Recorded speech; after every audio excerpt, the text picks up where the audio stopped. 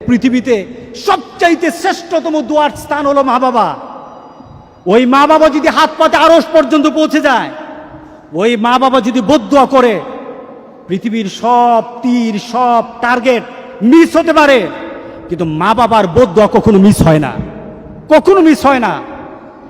আর সন্তান মা বাবার জন্য যখন দোয়া করে, পৃথিবীর কোনো হুজুর, পৃথিবীর কোনো বুজুর্গ ব্যক্তির দোয়া কবুলের ব্যাপারে সন্দেহ থাকতে পারে, কিন্তু সন্তান যখন মা বাবার জন্য দোয়া করে, এই দোয়া আল্লাহ ফেলে দেয় না।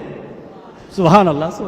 কারণ মা বাবার এই দোয়াটা শিখিয়ে দিয়েছেন স্বয়ং আল্লাহ সুবহানাহু ওয়া তাআলা, রব্বির হামহুমা কামা রব্বায়ানি সাগীরা।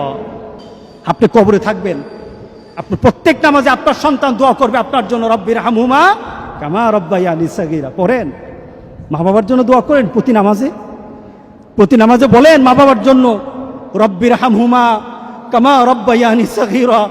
আপনি দোয়া করেন, দেখবেন আপনার দোয়ার কারণে আপনার সন্তান আপনার জন্য দোয়া করছে।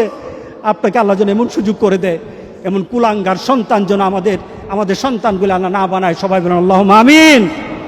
আপনার দালান, আপনার বাড়ি, আপনার সম্পদ, আপনার ব্যবসা, আপনার পৃথিবীর প্রতিপত্তি যত কিছু আছে, সব আপনি দুনিয়াতে ফেলেই চলে যেতে হবে, কিন্তু সন্তান কিন্তু আপনাকে ছেড়ে দিবে না।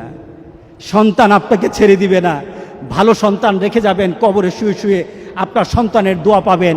খারাপ সন্তান রেখে যাবেন, কবরে বিপদ বিপদ বিপদ চলতেই থাকবে। আল্লাহ আমাদের সবাইকে হেফাজত করুক। আমিন বলি, আমিন বলি। আল্লাহু আল্লাহু আল্লাহ।